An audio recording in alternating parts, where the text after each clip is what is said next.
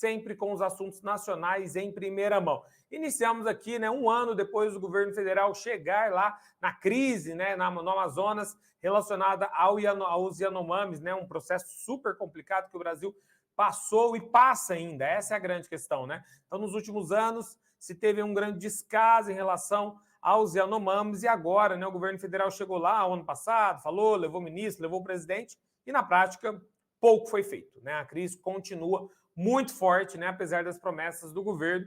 Então, muita desnutrição, muitas mortes e muito processo ainda envolvendo garimpo ilegal, prostituição, tráfico de drogas, evasão de fronteiras. Então, cenário muito caótico, né? A situação dos Yanomamis, apesar das promessas do governo em melhorar esse cenário. O governo reconheceu agora que realmente, né, falta muito a ser feito e aí vamos ver, né, se ao longo desse ano as coisas melhoram, né, para esse importante povo indígena do nosso país.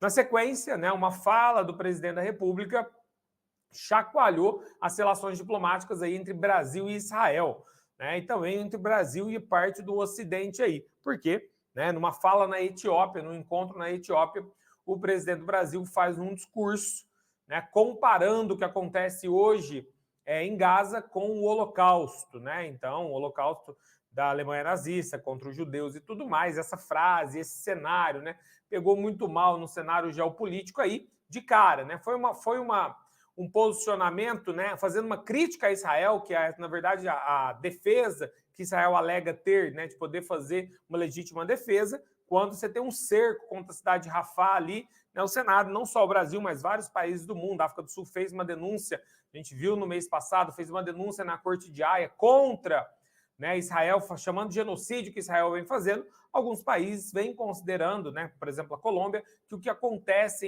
em Israel contra a Palestina não é mais direito de defesa, e sim um genocídio. O presidente brasileiro tentou bater nessa tecla, mas usou aí o Holocausto, e na verdade, né, tudo que ele falou acabou ficando de segundo plano por ter usado a palavra Holocausto. E aí o Benjamin Netanyahu, né, o primeiro-ministro de Israel, que é contrário, né, ao posicionamento, sempre, né, sempre contrário ao posicionamento do atual presidente brasileiro, Netanyahu usou isso, né, para jogar numa popularidade dele, falou que o presidente do Brasil não é persona não grata em Israel, o Brasil chamou o embaixador de volta. O fato é que virou uma bagunça diplomática aí nesse cenário, mas diversos países do sul global se posicionaram a favor do presidente do Brasil nesse posicionamento. No Brasil teve ali, né, grande parte da mídia se colocou contra, né, a forma como o presidente se expôs nesse cenário, e aí, né, foram aí dias intensos de grande repercussão negativa para o governo, né, esse posicionamento. Depois,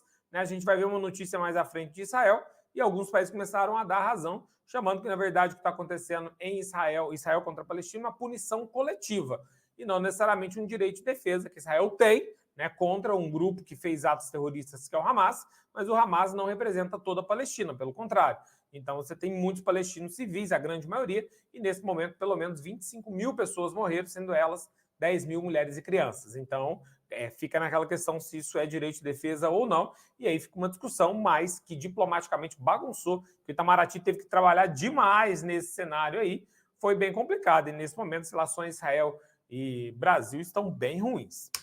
Bom, ainda no Brasil, né, a gente nessa polarização política toda, você tem aí, né, a Polícia Federal, ela deflagrando a operação Tempus Veritatis, né, o tempo da verdade aí, aliados do ex-presidente Jair Bolsonaro também estão ligados aí nessas investigações, né, o tempo da verdade, que é a ideia de uma confabulação de golpe militar lá no 8 de janeiro de 2023, completou um ano agora em janeiro, né, desse ano.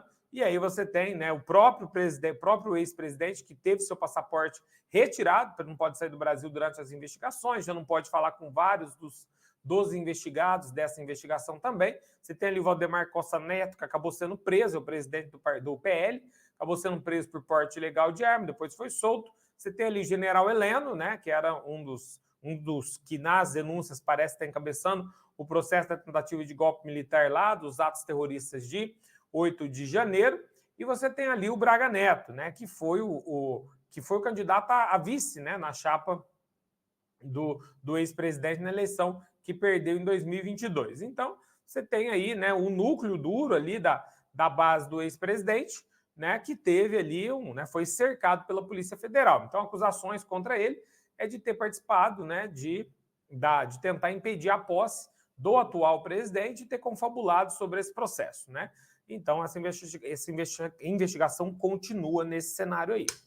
Bom, e aí, né, na semana em que o Lula faz a declaração lá, chamando o que acontece em Israel, né, na Palestina, de holocausto, e foi na mesma semana em que a Polícia Federal deflagra a Operação Tempus Veritatis, você vai ter o ato do ex-presidente na Avenida Paulista com a bandeira de Israel, né? E aí foi uma grande manifestação, né? Bem grande, um teste de força política, né? Até para mostrar ali, falou que iria passar uma borracha, né? No processo todo, com o STF e tudo mais, né? Porque tem grandes investigações contra ele, contra o grupo dele ali na linha do Supremo Tribunal Federal. E ele com a bandeira de Israel, claramente, né? Tentando fazer uma alusão que o atual presidente apoia a Palestina e, na verdade, querendo jogar o ex-presidente, né, que apoia o atual presidente com o Hamas, e fica essa polarização que a gente bem conhece. E os números, as coisas mais engraçadas são os números, né? Segundo a Polícia Militar, tinha 600 mil pessoas.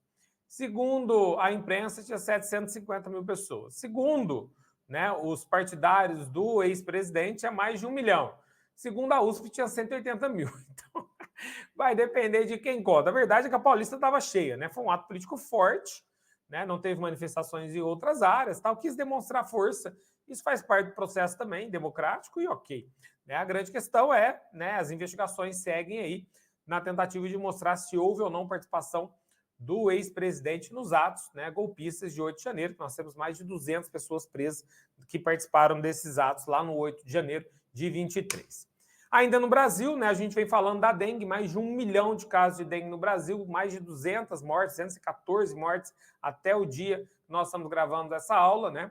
Aula de fevereiro de 2024, estamos gravando agora, né, no comecinho de março, e aí você tem aí pontos chaves da vacina. A verdade é que o Brasil não terá vacinação em massa da dengue nesse ano, infelizmente. Está começando esse processo de vacinação, é muito reduzido ainda o público que vai tomar essa vacina. Na rede privada, se você tiver condição, é limitado também, só pode vacinar de 15 a 45 anos, se você já tivesse tido dengue. Né? Hoje, o Programa Nacional está vacinando pessoas jovens de 10 a 14 anos. Né? Então, assim, vai lento. Não é o ano de 24 que vai ser o ano da vacina, mas já começa, né? O Brasil nós não tínhamos vacina, né? Ainda, não só o Brasil. A vacina da dengue é muito recente, ela tem 80% aí de eficácia global, né? Está ocorrendo em 521 cidades, ou seja, 10% dos municípios brasileiros, né? Está começando em pessoas de 10 a 14 anos. Então é pouco, né? Tem pouco da vacina ainda, está caminhando. Então o cenário realmente, parceiro, é eliminar o mosquito, né? Então, que já acharam casos de mosquito com o mesmo Aedes aegypti, com dengue, zika e chikungunya junto. Né? Então, um cenário caótico, né, esse mosquito. E aí a gente sabe dos casos de dengue hemorrágica, pessoas que têm comorbidades e, né, vários estados decretaram o processo de emergência pública, né, que é quando o governo pode fazer compras sem licitação, de contratar serviços públicos de serviços de saúde, né, e várias coisas. Por quê? Porque você bateu 300 casos, você tem 300 casos a cada 100 mil habitantes. Mais que isso, é emergência pública, né? Então, é estado de emergência. Então, hoje, São Paulo, Distrito Federal, Rio de Janeiro, Espírito Santo, são todos estados que estão no que a gente chama de emergência, estado de emergência. É muito grave o que vem acontecendo com o caso da dengue.